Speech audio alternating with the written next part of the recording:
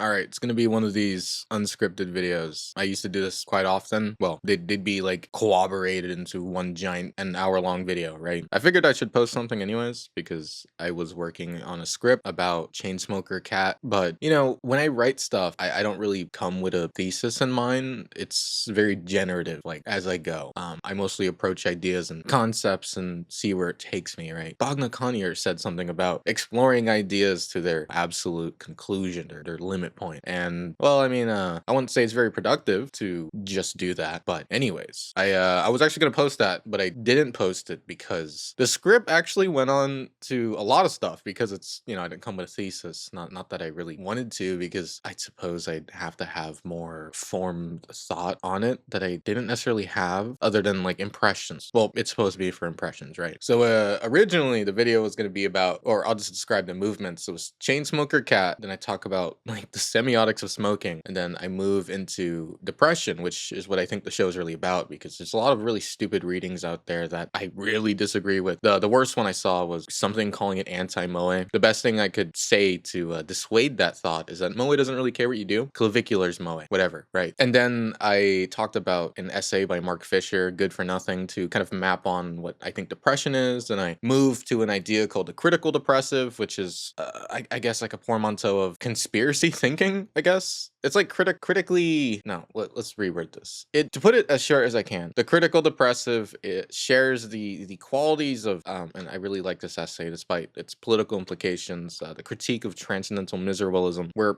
all of these ideas, all of these concepts, all the bad things that happen in the world. Of course, that essay kind of dealing with depressive thought, or mostly leftist defeatism, gets to a point where we just have something to blame. And I thought that kind of was very similar to specific kinds of criticism, a la Bruno Latour. He wrote about, like, I forgot what it's called. It has Critique Ran Out of Steam. Good essay, but there's a lot of thoughts for that video, and I was thinking it may as well just be like multiple different videos. And if I really wanted to just talk about depression, then I might as well. Or if I really just want to talk about criticism, then I should have just done that, which may be the next video, because I think NHK has a really good model for what I was talking about, and something I don't necessarily agree with. But on depression, and I guess I'm really only talking about this because I use Twitter, and a lot of the posts I make about being very sad or just having these feelings that aren't necessarily euphoric always tend to pop off. Not sure why.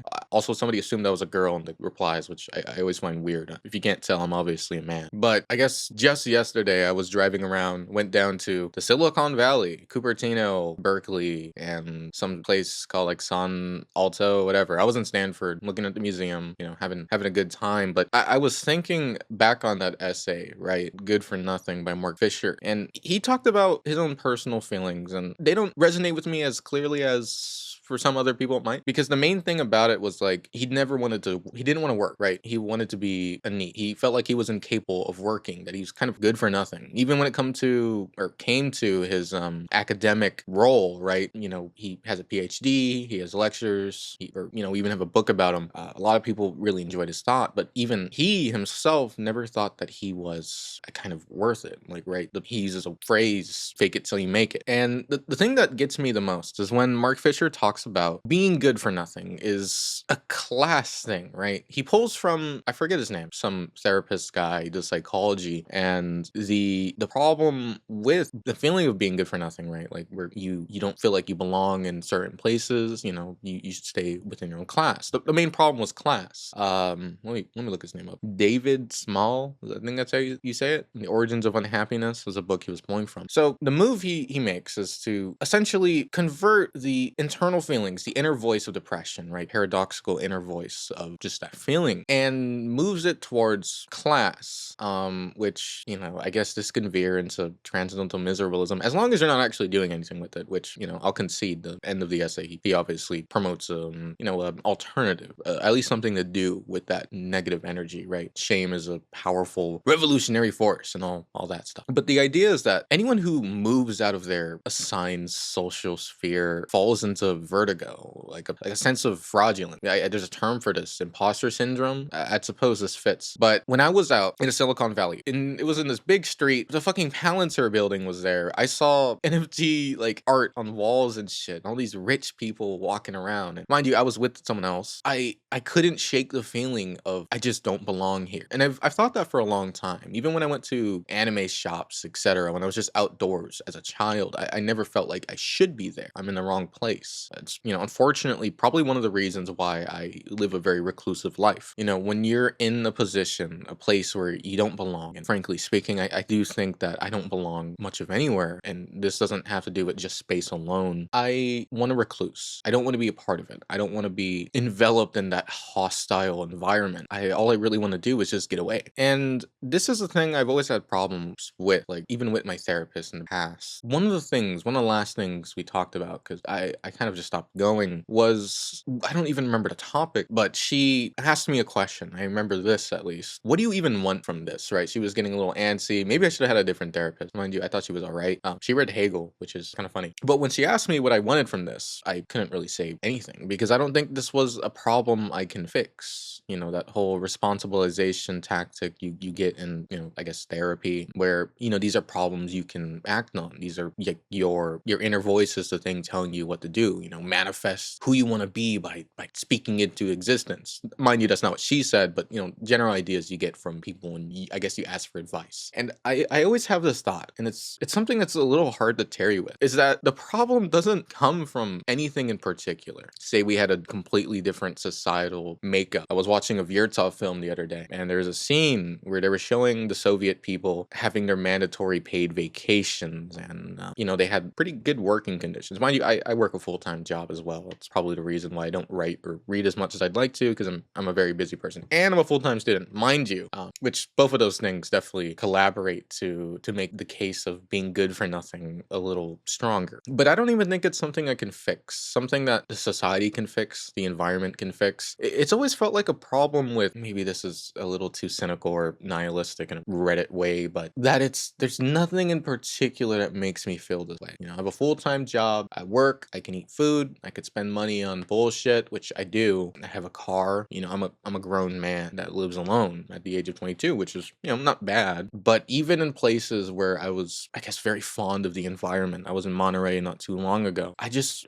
felt like I don't belong there. Like I don't belong in this world. It's not that I hate anybody or find things distasteful. I'm sure the people walking on the street are fine people. The people driving are fine individuals, right? Our little desiring machines when we're all on the freeway. I'm not even mad when someone cuts me off on the freeway. I'm not mad when someone really tailgates me, because I think I'm empathetic to a fault where I just imagine they have something else going on, and I understand. Not that I'd let that affect other people if I were in the same shoes, or at least tried not to. But yeah, I don't know. It's a weird feeling. But I guess one of the things, or at least one way I handle depression, and this is a cope, and the video was also about like copes.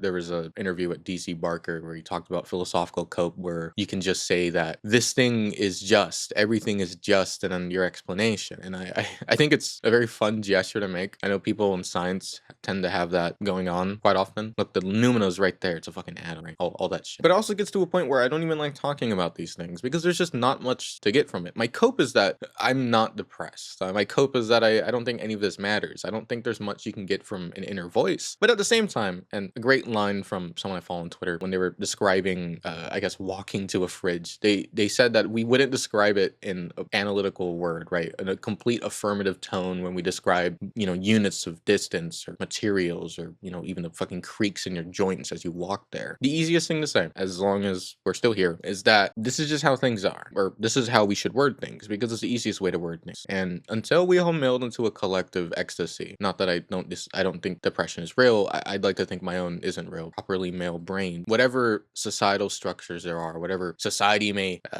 do if we're gonna make society a monolith. Another book, I was at a bookstore there. It was a Latour one about the social. I wanted to buy it, but it was like $40. Didn't want to spend that much. Used bookstore, by the way, $40? What the fuck? I really gotta stop getting off topic. What I was gonna say is that it is still your problem. No matter what there is, psychic privatization gets that one thing right. No matter what it is, if you can act on it, say your mom died and you feel a certain way, I mean, that would certainly help if you had therapy for that, but it's still your problem. And are there ways out? Yeah. I don't think my cope is necessarily wrong.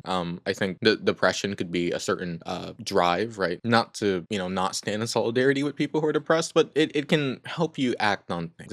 It's like that line from the Xenofeminist manifesto where it was like, we're all alienated, but when have we not been? And I think about that one a lot. And, I don't think there's a perfect, pure plane of existence where none of those things are there, because we're all still people for the time being. So I don't think it's very useful to ruminate on it, to do whatever you do with it, to be Demi Lovato and post your psychological reports on the internet. Well, not that she did that, but metaphorically speaking, it's not despite, not even in spite. It just kind of is. People feel this way all the time. All you gotta do is move forward. Well, until it breaks you. Hopefully that doesn't happen. What was I talking about?